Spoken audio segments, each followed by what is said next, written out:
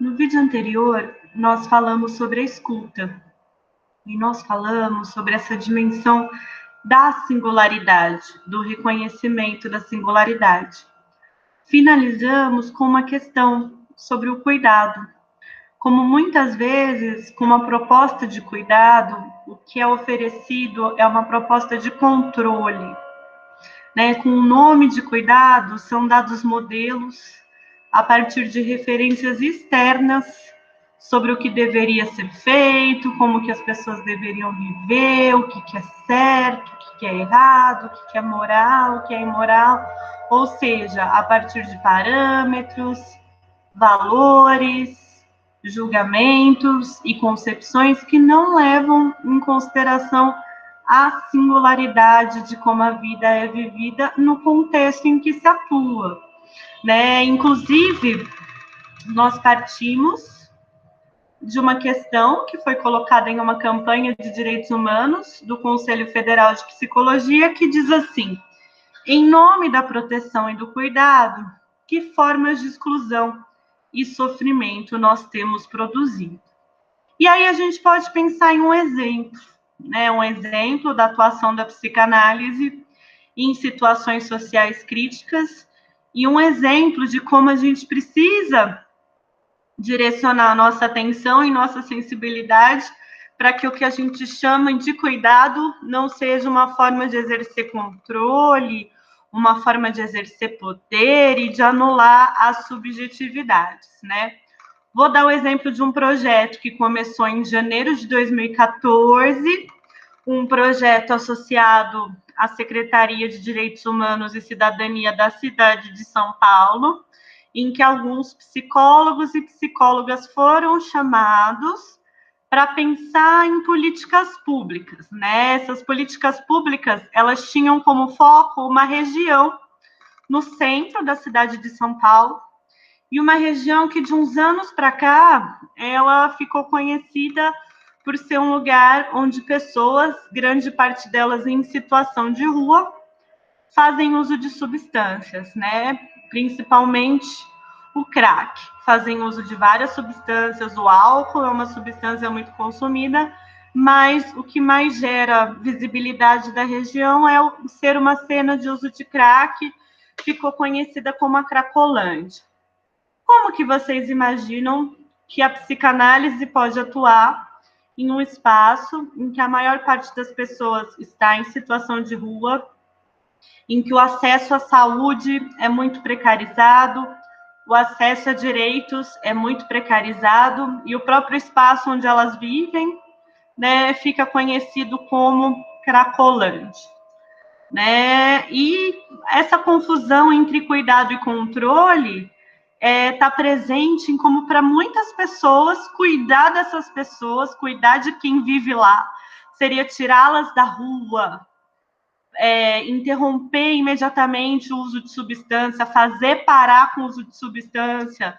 Só que se você tira a pessoa de onde ela mora, tira a substância que ela usa, tira o sentido que essa substância tinha no dia a dia, as relações que tinham naquele espaço, o que você está considerando da forma da pessoa de viver?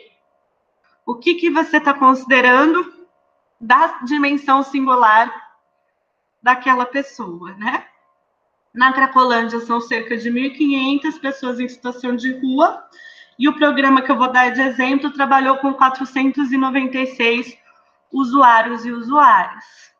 Para a gente pensar numa intervenção na Cracolândia, é importante a gente conhecer esse método de escuta, que é um método que se embasa na psicanálise, que é chamado de escuta territorial.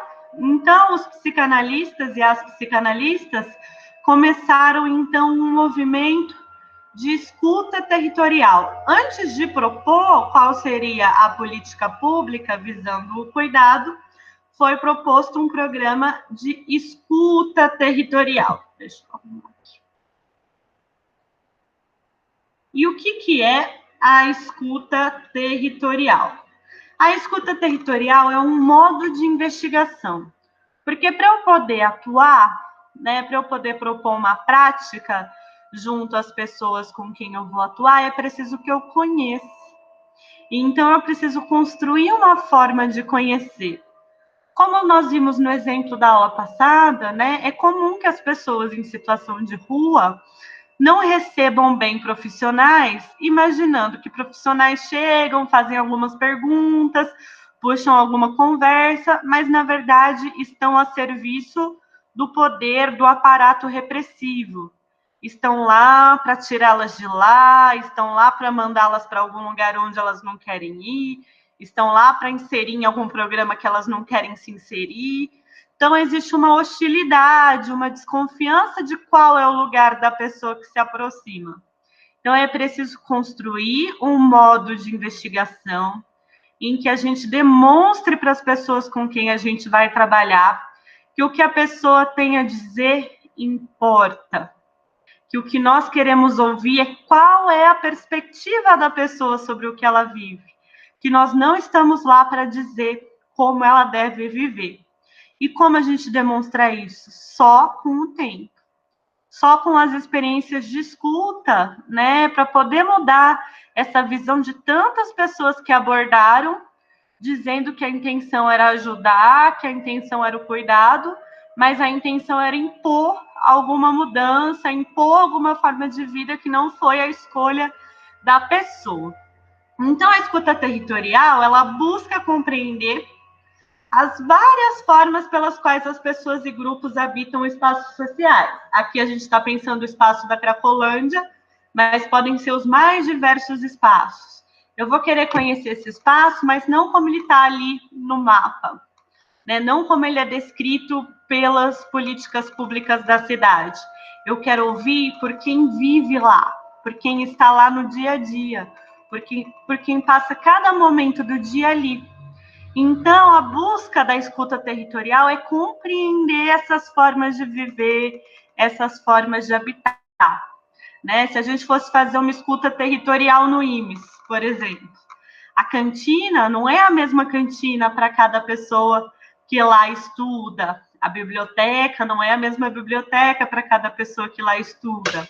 Os sentidos da sala de aula, os sentidos do pátio, ouvir como é na van, né? Então, para a gente fazer uma escuta, não é como eu observo, como eu enxergo, como eu imagino e o que eu acredito que é bom para vocês que são estudantes do IMES, né? A ideia é escutar o IMES tal como ele é vivido, perceber os espaços do IMES tal como eles são habitados, né? Então, perguntar como que é o seu dia a dia, como é o momento que você chega, as aulas que você assiste, os intervalos, o momento de ir para casa, com quem que você mais conversa, em que lugares vocês conversam, né? Como que é a sua sala de aula, em que lugar geralmente você se senta, e assim por diante, né? Pensar os espaços tais como eles são habitados, a partir dos sentidos que são singularmente atribuídos. Para isso, para acontecer uma escuta territorial, é preciso ter uma imersão no campo de investigação. Vamos imaginar que vocês vão propor um estágio num centro de saúde. Só que para propor esse estágio, vocês querem partir do que pessoas que moram naquele bairro e são usuárias daquele centro de saúde desejam. Então, vocês vão, conhecem as casas, fazem visitas domiciliares, vocês vão, passam alguns dias na frente do mercadinho, do bairro e conversam com as pessoas que lá frequentam. Vocês vão, conversam na escola, com as funcionárias da escola, a escola que fica perto desse centro de saúde. É preciso estar no cotidiano daquela comunidade, é preciso uma imersão no campo de investigação. No caso dessa pesquisa sobre a Cracolândia, houve uma imersão nesse espaço no centro de São Paulo, chamado de Cracolândia. Então, é preciso andar pelo espaço estudado, ter contato com as pessoas, fazer entrevistas individuais, fazer entrevistas em grupo.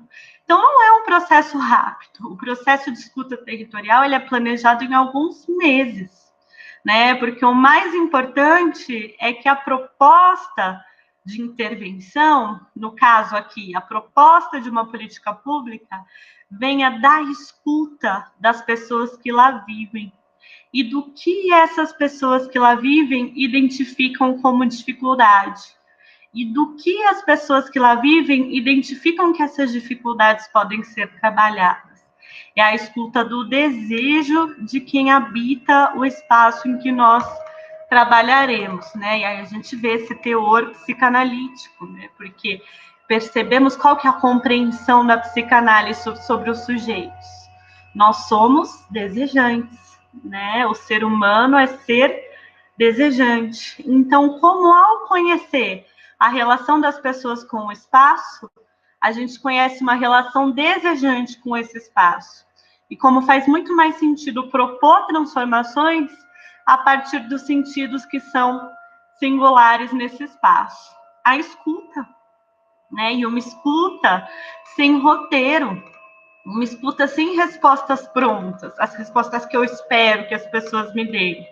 Uma escuta com a disponibilidade, a abertura, uma escuta com a sensibilidade de que a partir da minha escuta que eu demonstro que o que a outra pessoa tem a dizer importa.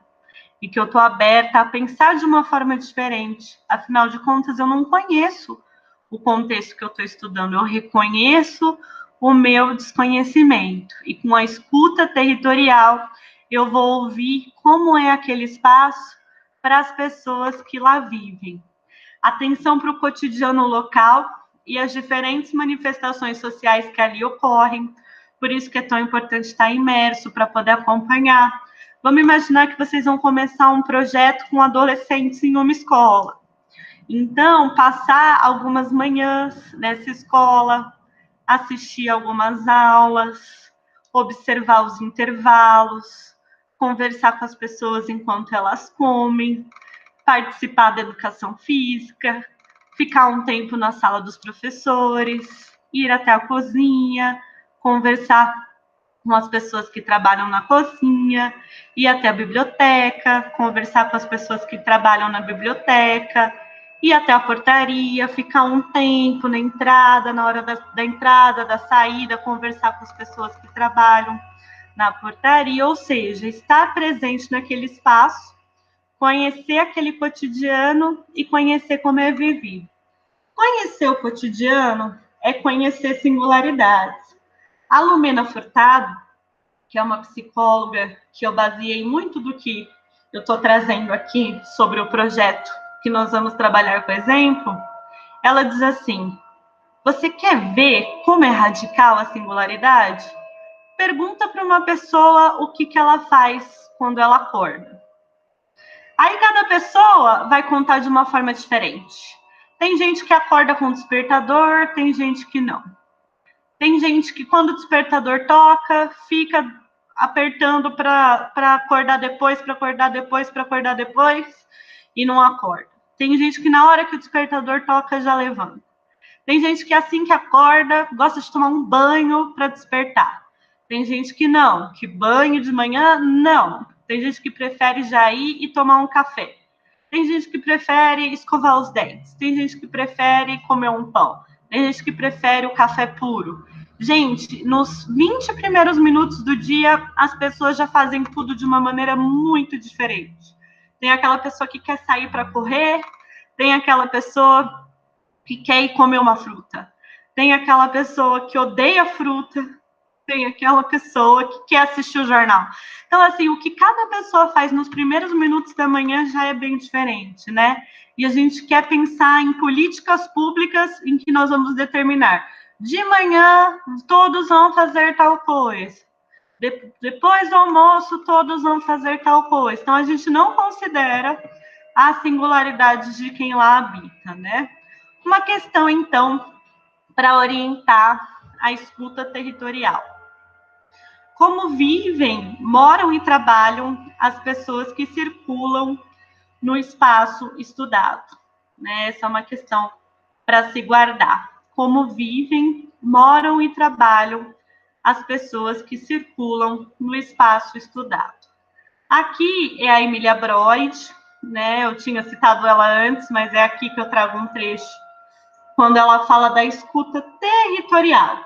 A Emília Broide diz assim: o trabalho psicanalítico nas situações sociais críticas implica colocar o corpo, embrenhar-se nas dobraduras da cidade, fazer o que denominamos escuta territorial. É bem interessante a gente pensar como essa proposta de escuta territorial, né, quebra a ideia de que a psicanálise vai ser nas quatro paredes do consultório, com a poltrona e o divã. Não, nós vamos escutar o espaço tal como ele é vivido, o espaço tal como são construídos sentidos para esse espaço. Essa escuta abre caminho para uma reflexão sobre a vida do sujeito, incluindo sua história, visão de presente e futuro e seus laços. Deixa eu beber uma aguinha. Engasguei. Essa escuta abre caminho para uma reflexão sobre a vida do sujeito, incluindo sua história, visão de presente e futuro e seus laços mais profundos com a comunidade e o território. Com isso, constitui-se uma compreensão dos limiares e fronteiras, do que é visível e invisível. Uma coisa é olhar um mapa e dizer, aqui fica a padaria tal, aqui fica a farmácia tal, aqui fica o mercado tal. Outra coisa é olhar o mapa e ouvir as pessoas que lá frequentam, as relações que lá se constroem, os sentidos que lá se atribuem, como o cotidiano é vivido nesse espaço. Né? Quando eu olho para aquela praça, eu não sei tudo o que acontece na praça, as pessoas que se encontram, o que essas pessoas conversam, que sentidos são dados a esse espaço. Aqui é o Jorge Broide, falando também sobre a importância da escuta territorial na atuação da psicanálise em situações sociais críticas. Ele diz assim: diferentes redes de sobrevivência se organizam, controlam, disputam e distribuem as riquezas do espaço urbano, onde cada indivíduo conhece em detalhes o que ocorre. Né? É muito diferente você ouvir sobre um espaço para quem lá vive. A pessoa vai te trazer detalhes sobre aquele espaço. Ou seja, cada sujeito que ali vive está absolutamente implicado naquele espaço rural ou urbano, que contém sua história, seu presente e seu futuro. Se eu quiser conhecer o território, devo escutar esses atores. Como que eu vou escutar? Abrir um espaço psíquico para que cada indivíduo fale de si. Como é o seu trabalho, de onde vem e etc. É isso o que denominamos de escuta territorial. Né? Então, imagine que vocês vão começar um projeto em um lugar. Né? E ao invés de vocês terem a ideia de como atuar nesse projeto antes de começar, que tal começar indo até o lugar, frequentando esse lugar, perguntando para as pessoas do lugar como é viver nesse lugar, conhecendo os sentidos atribuídos àquele espaço, conhecendo como as vidas são vividas, que encontros acontecem, conhecendo essa dimensão desejante do lugar. Então, um exemplo que a gente vai trabalhar hoje chama Programa de Braços Abertos. O próprio nome de Braços Abertos foi escolhido numa assembleia com as pessoas que participam. Então, todo o projeto foi pensado a partir da escuta territorial, ouvindo as pessoas que vivem na Cracolândia. Vocês sabem, né, que se na aula passada a gente já falou um pouco das muitas dificuldades e resistências em relação a pessoas em situação de rua, né, de entender o quanto a rua tem sentidos para essa pessoa, tem ancoragens para essa pessoa. Na questão de usos de substâncias, então, como o crack, existe uma série de estigmas, né? Existe uma imagem muito forte, como se essas pessoas estivessem arruinadas, como se o crack fosse uma substância capaz de destruir o caráter de uma pessoa, de deixar a pessoa escravizada. Essa pessoa já não tem mais escolha, essa pessoa já não tem mais voz. E o que a gente percebe é algo completamente diferente, né? Existem formas de viver em que essas substâncias têm um lugar na vida daquelas pessoas, o álcool, o crack, outras substâncias, e que são sentidos construídos ali, naquelas situações, naquelas relações. Se eu quero chegar e dizer para a pessoa como viver sem conhecer como ela vive, né, isso é uma violência. E aí, nesse programa, o que eles perceberam, né? O princípio é que só é possível cuidar em liberdade. Então, para que haja cuidado, é preciso que as pessoas possam escolher, é preciso que a singularidade das pessoas seja respeitada, é preciso que as pessoas não sejam aprisionadas, isoladas, né, distanciadas do seu contexto. Como que a gente pode pensar o cuidado nos contextos vividos? E foi aí, né, que ao identificar o uso problemático de substâncias, eram todas pessoas em situação de rua, estando em situação de rua, estavam vivendo em condições de vulnerabilidade, em condições de precariedade, né, com dificuldade de encontrar o que comer, muitas ficavam dias sem tomar banho, se elas tinham algum ferimento, muitas vezes ficava sem cuidar, e o ferimento se agravava, né, doenças que não eram tratadas, né, as duas doenças identificadas no grupo de pessoas, principalmente, era a tuberculose e a sífilis. Então, era uma série de condições, né, de vulnerabilidade na vida daquelas pessoas, que quando você perguntava assim, e o seu problema com o uso do crack? A pessoa falava assim, problema? Não é um problema para mim. Na verdade, o crack é o que me alivia, né? O crack é que quando eu tô com frio dá uma esquentada. O crack é quando eu tô com fome passa fome. O crack é que me dá, né, um prazer, me dá uma coisa boa. O crack é algo que me faz bem. Então, enquanto as políticas públicas partiam do princípio de que o problema daquela região é que as pessoas faziam uso de crack, muitas pessoas não olhavam no crack um problema, pelo menos não diretamente. Para as pessoas que viam o uso de álcool, crack e outras substâncias como algo que estava atrapalhando a saúde delas, o dia a dia delas, perguntavam assim: ah, e você faz uso dessas substâncias? Você procurou algum tratamento? E a pessoa fala: ah, eu até procuro esse tratamento, né? Mas eu não me sinto bem indo lá no CAPS, indo lá no centro de saúde. Eu sinto como se eu não fosse, como se eu fosse olhado estranho, como se eu não fosse bem recebido, porque nem casa eu tenho. E aí, é verdade, você está me contando como é difícil, né, estar sem casa. E você chegou a procurar algum programa habitacional? Ah, eles falam assim que para eu poder entrar nesses programas para ter casa, eu preciso estar em tratamento para parar de usar crack. Mas eu não consigo ir para o tratamento para parar de usar crack, porque eu não me sinto bem recebido lá. E aí eu não consigo ter casa. Não é estranho, gente? Para uma pessoa poder participar de um programa para ter casa, ela precisa parar de usar crack.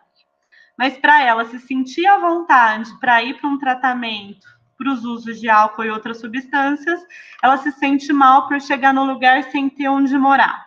E aí vai se alimentando um ciclo. Então, o que perceberam? Que nessas situações de vulnerabilidade, os usos problemáticos de álcool e outras substâncias, eles tinham diferentes sentidos para aquelas pessoas e, na maioria das vezes, não era um problema mais imediato. Considerando as pessoas em sua liberdade, em sua autonomia, em sua singularidade, a escuta territorial foi identificando que o que mais pegava ali era a questão da moradia. Né? As pessoas, elas não consideravam um novo projeto possível, uma mudança possível, se elas não pudessem ter onde morar. Foi então que o programa Braços Abertos, da Secretaria de Direitos Humanos e Cidadania da cidade de São Paulo, fez uma parceria com os hotéis da região, né? Quando a gente diz hotéis, parece que é uma coisa super luxuosa, mas na verdade já há um bom tempo esses hotéis estavam passando por um processo de esvaziamento, de degradação, até por estar numa região em que as pessoas já não já evitavam ir, e aí fizeram um projeto em que a porta de entrada para as pessoas participarem desse programa elas teriam onde morar, elas teriam essa moradia. Tendo essa moradia, seria oferecido trabalho para elas. E boa parte desses trabalhos tinham a ver com mudar o centro onde elas estavam vivendo. Trabalhar na limpeza, varrer, lavar, pintar, revitalizar o centro. Então, o projeto foi feito no território, trazendo moradia para o território e, então, revitalização para o território. Os pilares eram, com moradia e trabalho, a pessoa se sentiria mais segura, né, para buscar tratamento em saúde e também com um vínculo com assistência para buscar direitos. E aí, né, vocês podem ver que o objetivo do programa não é que as pessoas deixem de usar crack, parem de usar álcool, parem de viver em situação de rua, né? O objetivo do programa é a reconstrução do projeto de vida. Eu vou falar mais sobre o programa de Braços Abertos, mas eu acredito que antes é importante retomar os princípios de uma perspectiva de atenção e cuidado a pessoas que fazem uso de substâncias, que é a redução de danos. Nós falamos um pouquinho do que é a redução de danos na matéria de psicopatologia, mas eu vou retomar um pouco essa perspectiva para depois contar mais para vocês do programa de Braços Abertos. Ok?